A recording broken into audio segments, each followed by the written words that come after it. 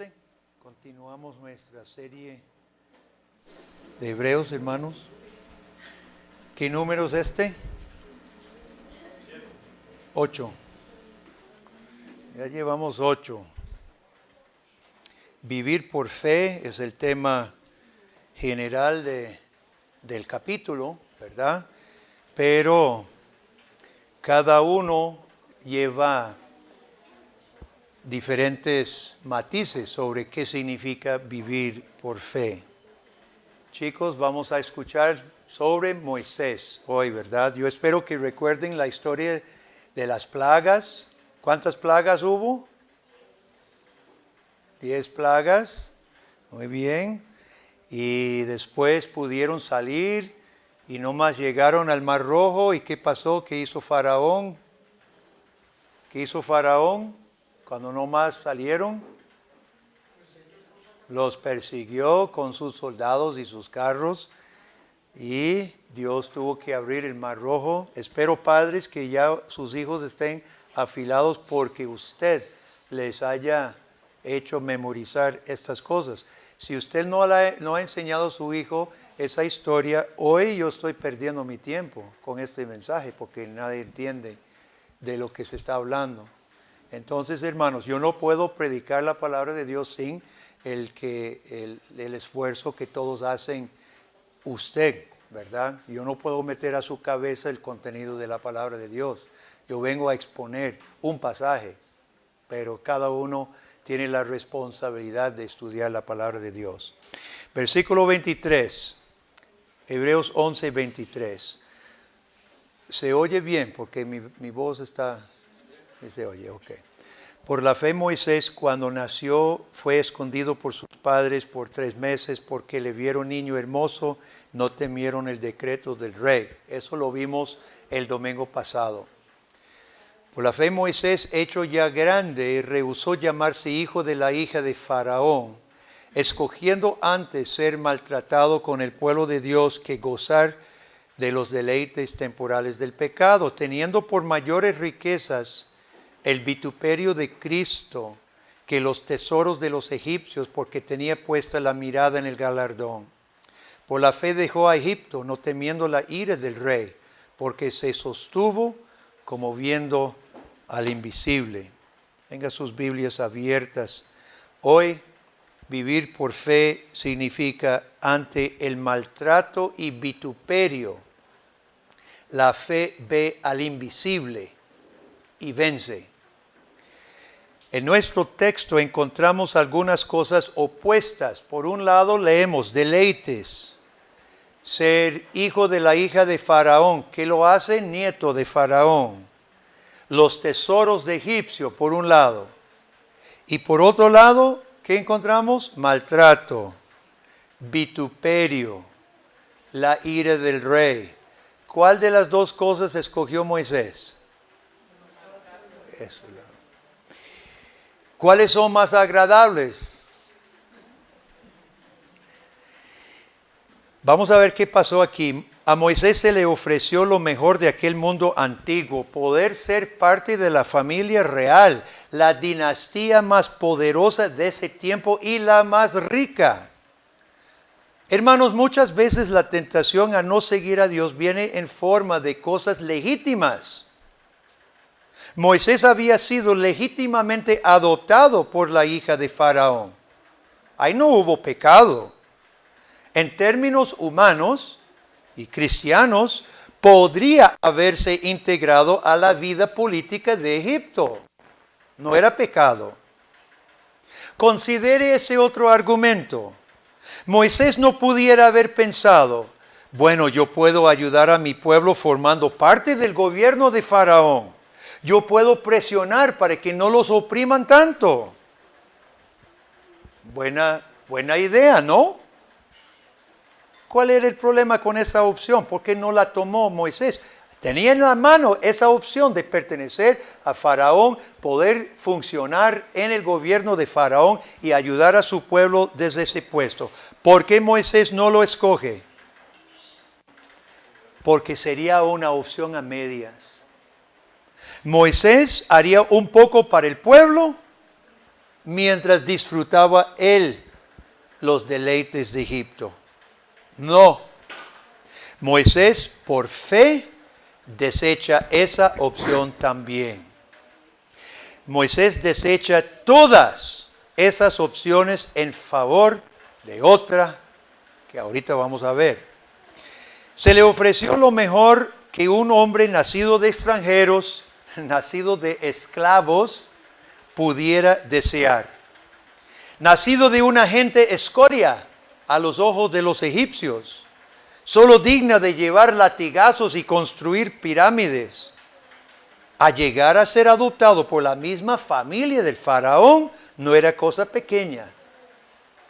No era poca cosa tener que decidir entre su comodidad, su futuro, la posibilidad de dinero, experiencias bonitas, una vida buena y lo que leemos aquí: maltrato, vituperio, ira. Moisés es tomado como ejemplo de fe para nosotros. ¿Por qué, hermanos? ¿Acaso vamos a ser tentados a quedarnos nosotros en casa de un faraón? ¿Cómo puede ser ejemplo de fe Moisés? ¿Qué tiene que ver con nosotros esta historia de Faraón y Moisés? Recordemos a quién está dirigida esta carta. Los primeros cristianos hebreos que recibieron esta carta estaban recibiendo presión para negar su fe y acomodarse a la sociedad en que vivían. ¿Qué daño hacían estos cristianos? Ninguno, más bien lo contrario. Ellos ayudaban, ellos servían a su prójimo. Lo que tenemos que entender es, hermanos, y esto lo hablamos el domingo pasado, es que el no creyente rechaza y aborrece al cristiano solo por ser seguidor de Jesucristo. Punto. ¿Quién dijo estas palabras? Acordaos de la palabra que yo os he dicho: el siervo no es mayor que su Señor. Si a mí me han perseguido, también a vosotros os perseguirán. ¿Quién lo dijo? Jesucristo lo dijo. Sin necesidad de más razones, el impío, especialmente el que tiene poder en la mano, aborrece al cristiano por ser cristiano. Los cristianos hebreos necesitaban ánimo, pero más que ánimo, ¿qué más necesitaban? Valor. Para enfrentar la vida en este mundo lleno de personas que no aman a nuestro Salvador, ni a los que le seguimos. Y nosotros necesitamos también ánimo, hermanos, y necesitamos valor para hacer lo mismo. ¿Cuáles circunstancias esta semana pasada requirieron que usted se definiera como seguidor de Cristo y no del mundo? ¿Y cómo respondió? Primero notemos que todo lo que Moisés hizo, lo hizo por fe. Versículo 24, versículo 27. Por fe, por fe. Todas las decisiones fueron tomadas por fe. Juan Calvino critica a los que tergiversan el concepto de la ley de Moisés, la ley que Moisés luego escribe, como si fuera una receta para vivir por obras. Calvino dice: Moisés vivía por fe, y los que no ven que la misma ley y todo lo que Moisés escribió conduce a la fe, no comprenden nada de lo que Moisés hacía. Debemos definir bien esto por fe, porque a menudo utilizamos mal el término por fe. Uno podría decir: ya, y con mucha fe voy a comprar chances, voy a comprar el numerito y voy a ver si pego, con mucha fe. Otro, el estudiante que no se preparó para el examen, durito, sale del aula y le preguntan: ¿cómo le fue? Por fe pasé. Estas no son las fe de que estamos hablando, hermanos. Versículo 24, ¿por qué dice que por fe Moisés rehusó ser llamado hijo de la hija de Faraón? ¿Por qué? Por fe. ¿Sabe por qué? Porque Moisés no era egipcio. Él era hijo de la promesa. Él era hijo del pueblo escogido de Dios. Había sido circuncidado a los 8 días en el nombre del Dios de Abraham, no en el nombre del Dios Ra o algún Dios pagano en Egipto. Y por más beneficios que le ofrecía Egipto, Moisés no pudo identificarse con Egipto. El autor de este libro, hermanos, del libro a los Hebreos, nos está diciendo mucho aquí. La verdadera fe que Dios nos da transforma por completo. ¿Qué dijo Pablo? Si alguno está en Cristo, nueva creación es. Las cosas viejas, ¿qué? Pasaron. He aquí todas son hechas nuevas. La verdadera fe transforma nuestra identidad y nos traslada a otro linaje. Por más que Moisés quisiera ser nieto del faraón, él no halló la forma de serlo, porque no lo era. Joven, este mundo está lleno de atracciones bonitas, inclusive muchas legítimas, en un sentido. Actividades, ofertas de trabajo, viajes, paseos, cosas.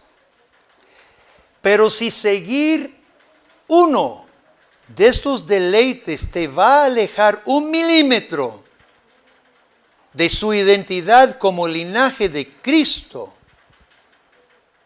la fe bíblica sabe qué escoger, rehúsa para honrar a Dios. Segundo, la fe bíblica tiene muy claro que la obra de Dios para su pueblo es una salvación eterna.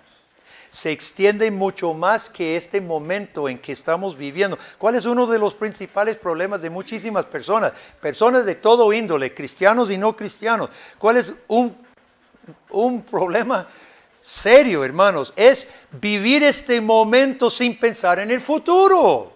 Proverbios está lleno de advertencias de esto. Algunas personas se endeudan más de lo debido por un beneficio presente para luego lamentar los intereses que pagan mañana.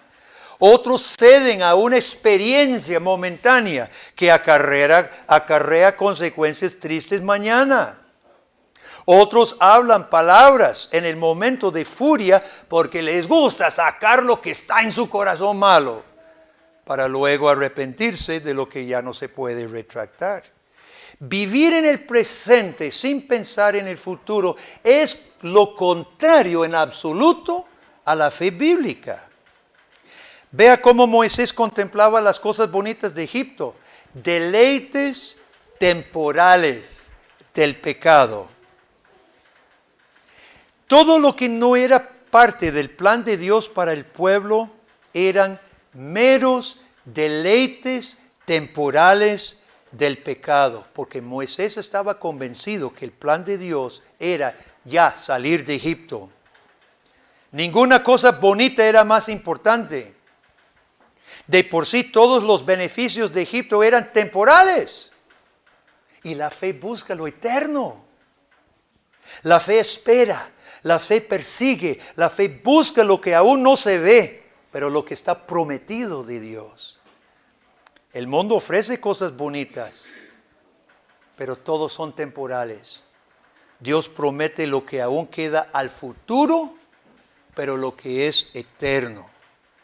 Ahora, nosotros necesitamos hablar del uso de este mundo, hermanos, porque podría haber algunos malos entendidos aquí.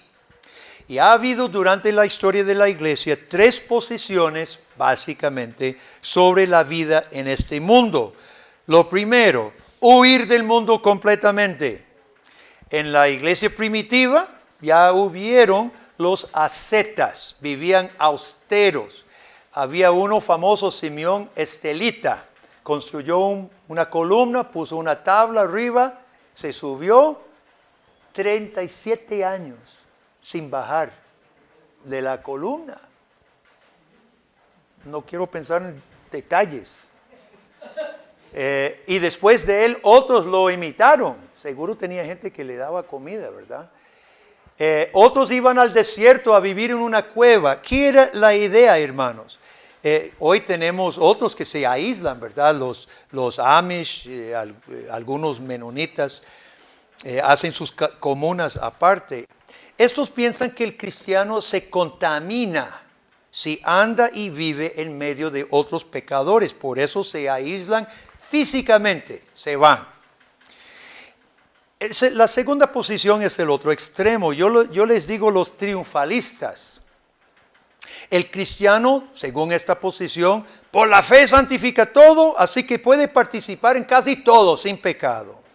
Estos cristianos minimizan o niegan del todo la antítesis de que haya una batalla espiritual en este mundo. Se sienten todos totalmente cómodos en este mundo.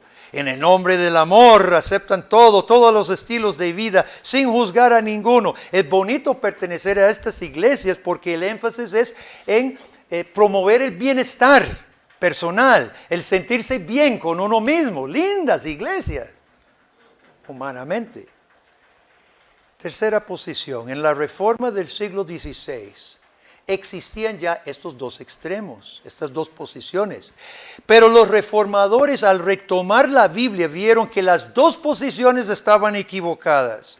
Jesús había dicho a sus discípulos que estaban en el mundo, pero no del mundo. No debemos aislarnos, pero tampoco debemos identificarnos con el mundo. Estamos diciendo, hermanos, en un cierto sentido que esta vida no es tan fácil. No es tan fácil. Significa que participamos en el mundo, inclusive hacemos uso de las cosas del mundo, las cosas, la educación, los servicios, etc. Entonces, ¿cuál es la diferencia entre el cristiano y el impío? La diferencia es el fin que usted persigue con toda decisión o con toda cosa que obtiene. Si su uso de la educación, por ejemplo, es quedarse en Egipto sirviendo al faraón, eso no proviene de la fe. Moisés estudió en lo que serían el equivalente de las universidades de Egipto, pero su fin era seguir a Dios y servir a Dios con sus estudios. Y aún más, si Moisés tuviera que renunciar a sus diplomas, a sus premios y ser atacado como traidor, estaba dispuesto a ello. Probablemente Moisés, siendo príncipe en Egipto, aprendió a manejar caballo y los carros con caballo. Pero cuando Dios lo llama a liderar el éxodo, no robó carros del faraón para hacer guerra con los carros y caballos, con las tácticas de los hombres. No, Moisés sale a pie, con los niños a brazos, arriando ovejas, con los bueyes en carretas lentos. Así sale Moisés. Ninguna táctica humana le echó mano. Es decir, la fe bíblica discierne cuándo y cómo las cosas del mundo se pueden usar y cuándo y cómo debemos desecharlas para seguir a Dios.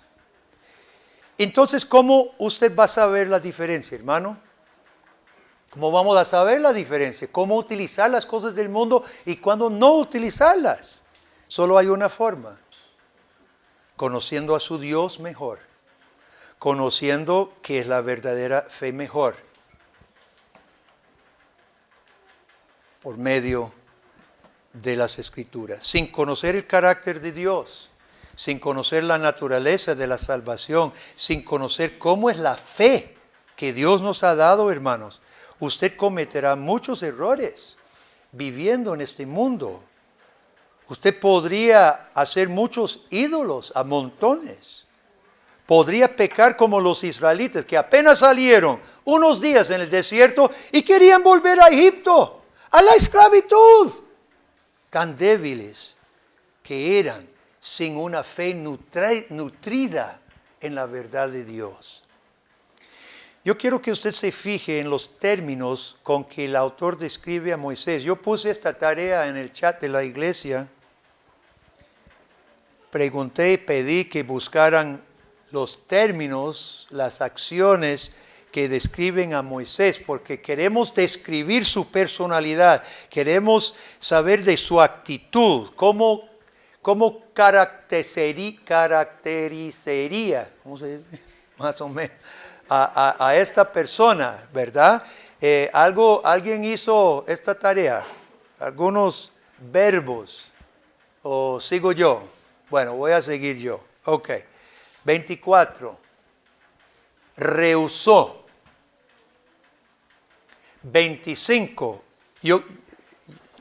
Si tuviéramos tiempo, ¿verdad? Hacemos la tarea de que usted me diga qué clase de persona es esta, ¿verdad? Vamos a decir estas palabras y usted me dice, ¿cómo es esta persona? ¿Verdad?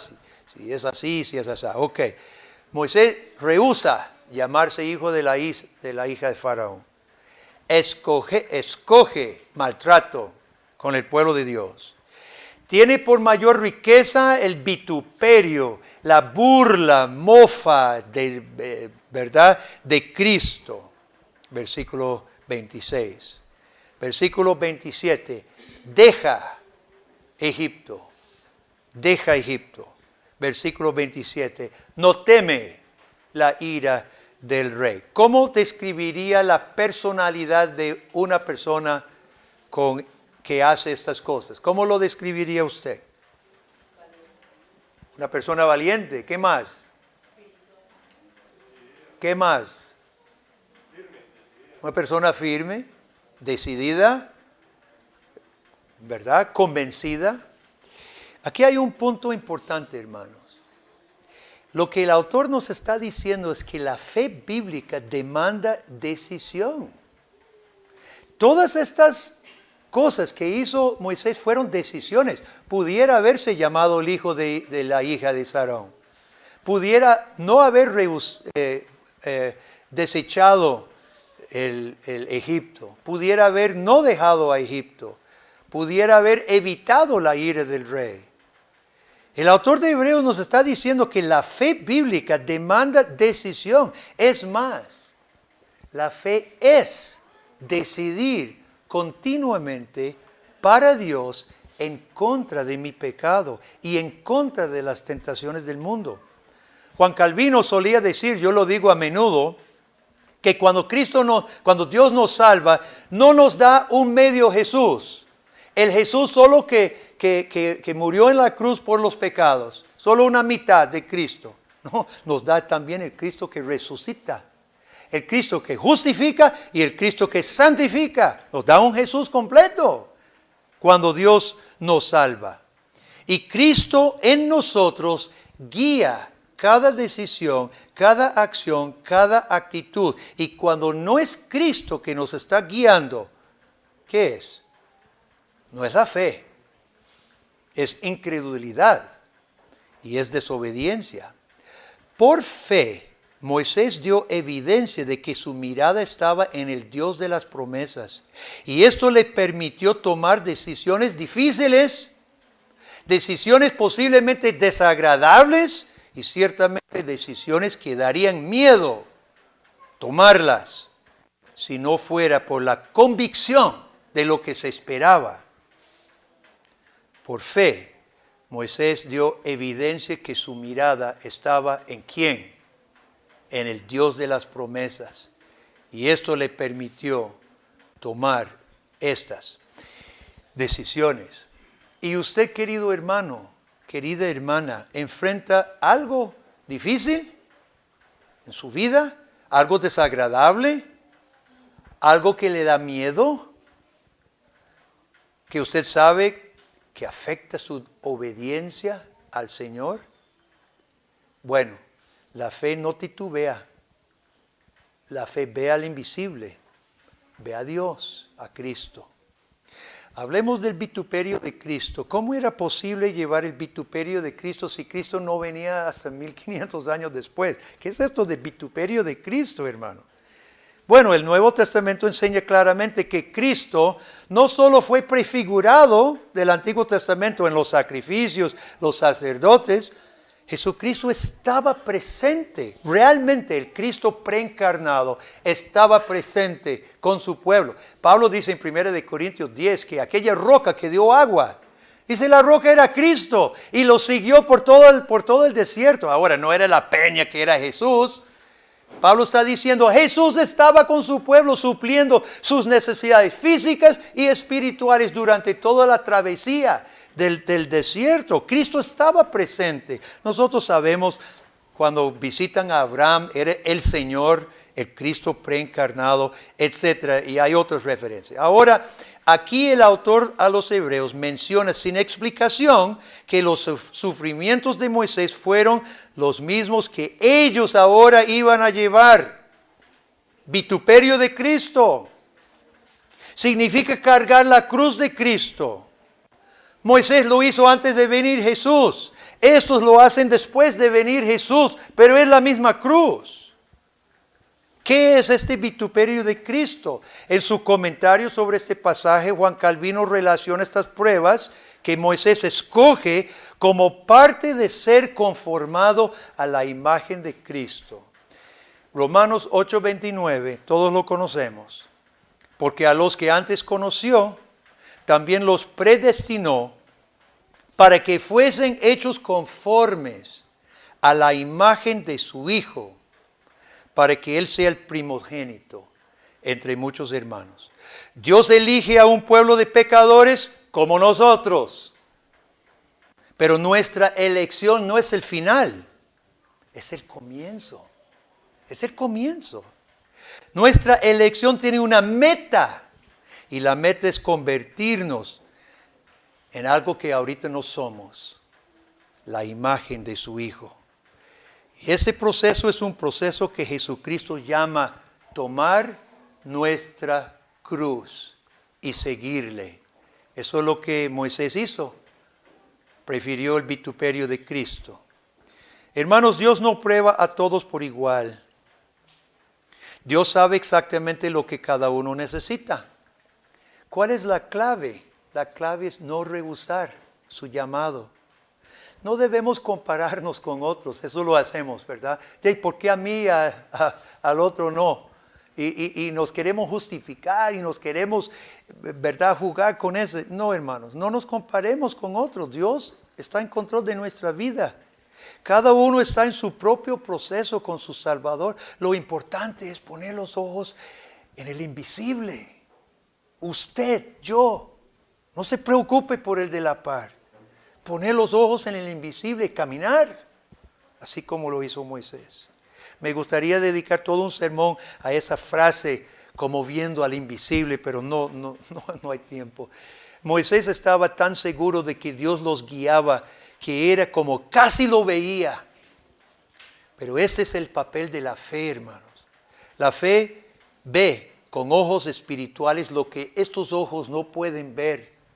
El pueblo sin fe venía a venir a Faraón con sus carros y sus soldados. Y le reclaman a Moisés diciendo, no había tumbas en Egipto para que muriéramos aquí en el desierto. Solo vieron los soldados, pobrecitos, sin fe. Moisés veía a Dios. Y cuando Dios le pide que abra el mar rojo, Moisés está listo. Y por fe, nosotros también podemos ver la mano de Dios en todo. Aún en las pruebas, los retos que se nos presenten en la vida y a que Dios llama a llevar con la cruz de Cristo. Vamos a ir amarrando. Ustedes saben que yo no hablo mucho de mis propias experiencias en la vida. Muchos de ustedes no saben mi historia, ¿verdad? Porque predicar no se trata de contar mi propia vida. Pero ya estoy viejo y si no cuento algunas cosas nunca las van a conocer.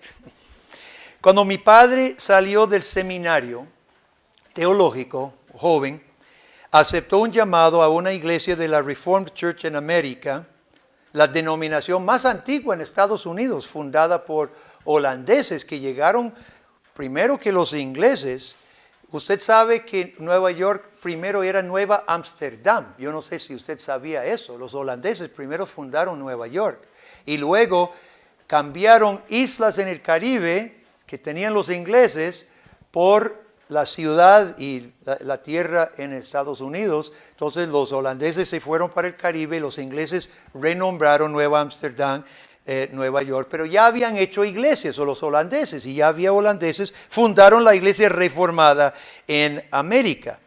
La iglesia de papá estaba en Nueva Jersey, no muy lejos de Nueva York, una iglesia construida en 1600.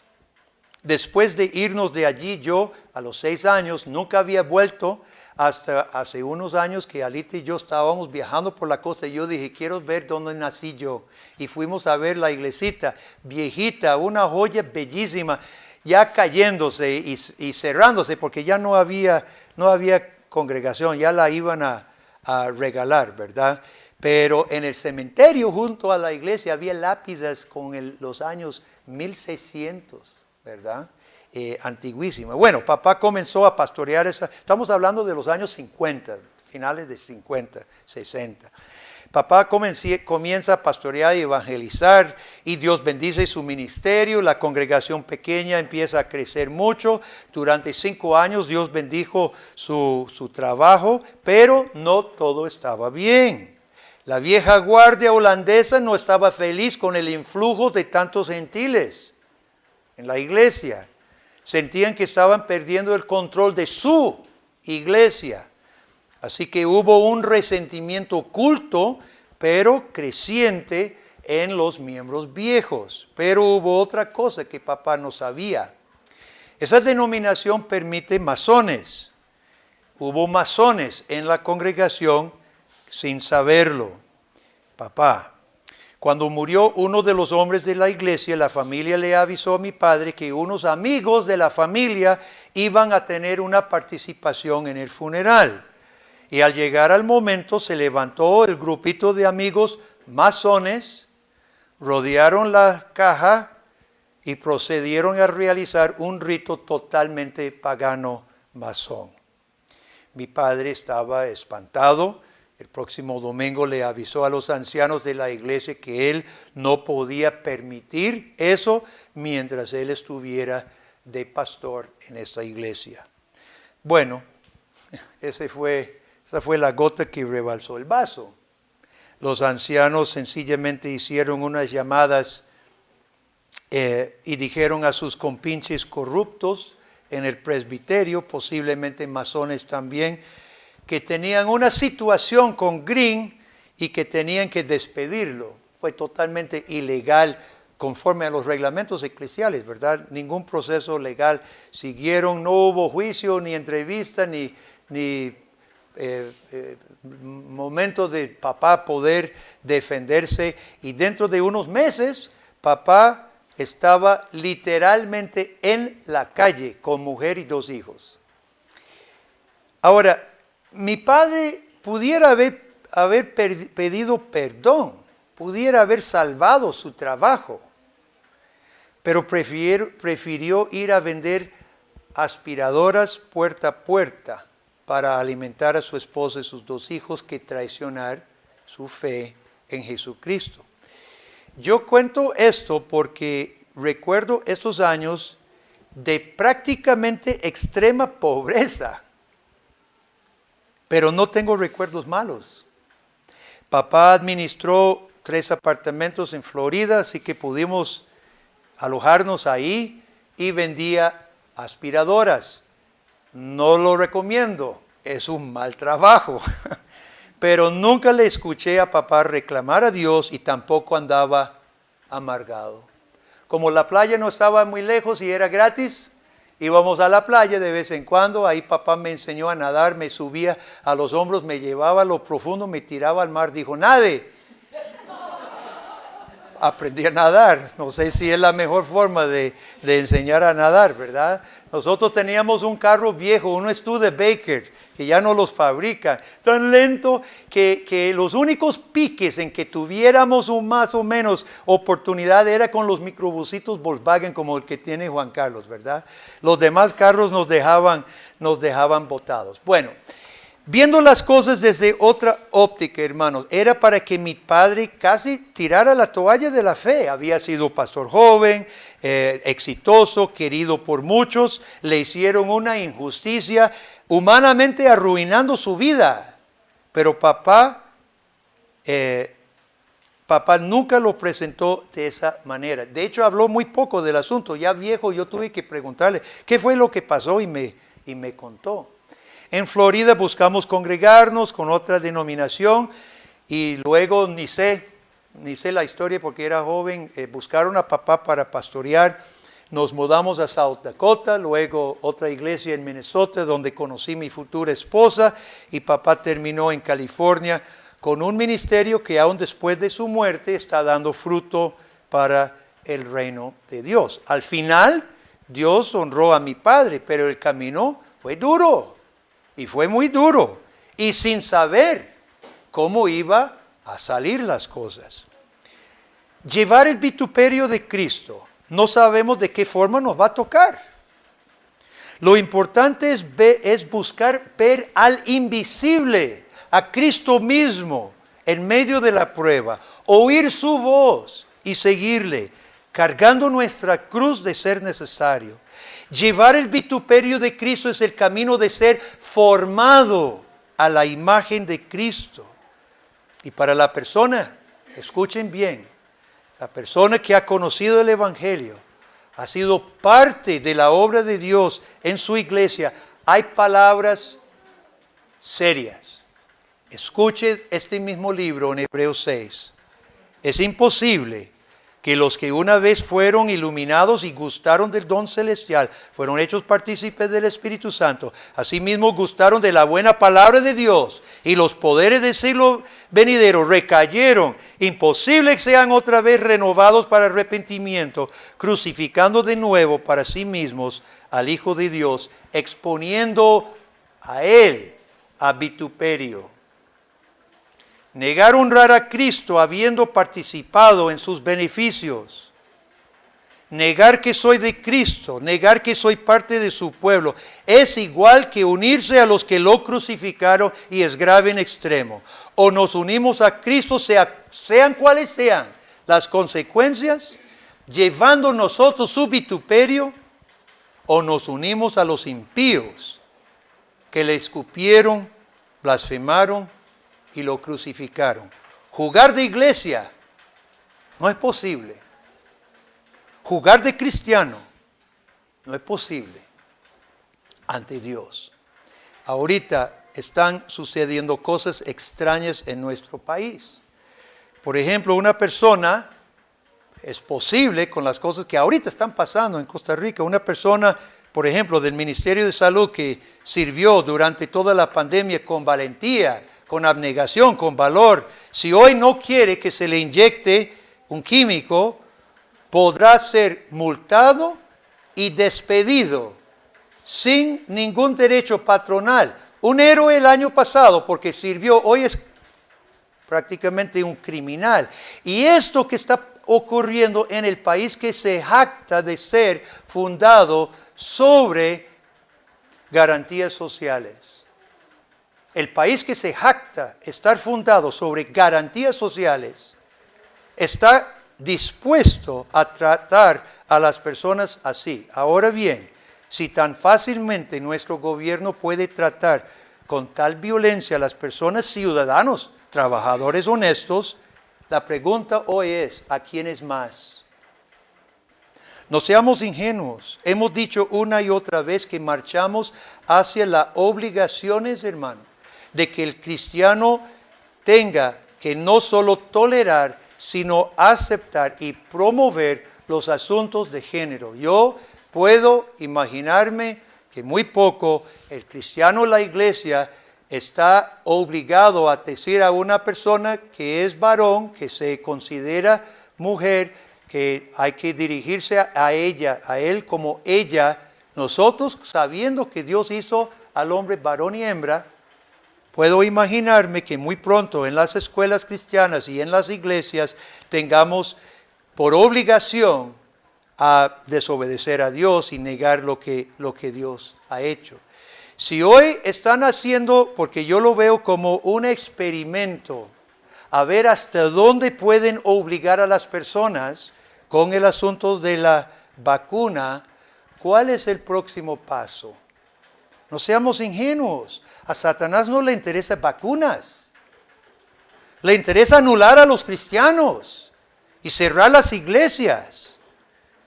Se ríe Satanás cuando ve el pueblo de Dios desesperado, asustado, clamando que deberían volver a la protección de Faraón. El faraón esclavizador.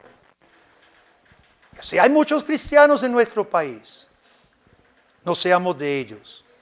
El asunto de las vacunas no es un asunto médico en última instancia.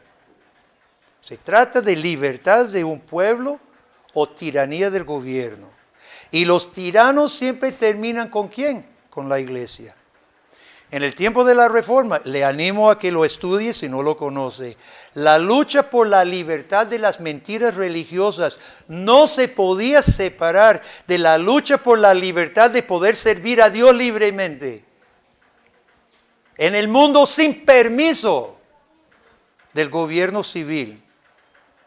No es el gobierno civil que da permiso a la iglesia de Jesucristo. Fue Jesús que dijo, yo edificaré mi iglesia. Y el protestantismo y especialmente el calvinismo fue y ha sido el motor principal de la libertad política y la democracia en contra de los tiranos.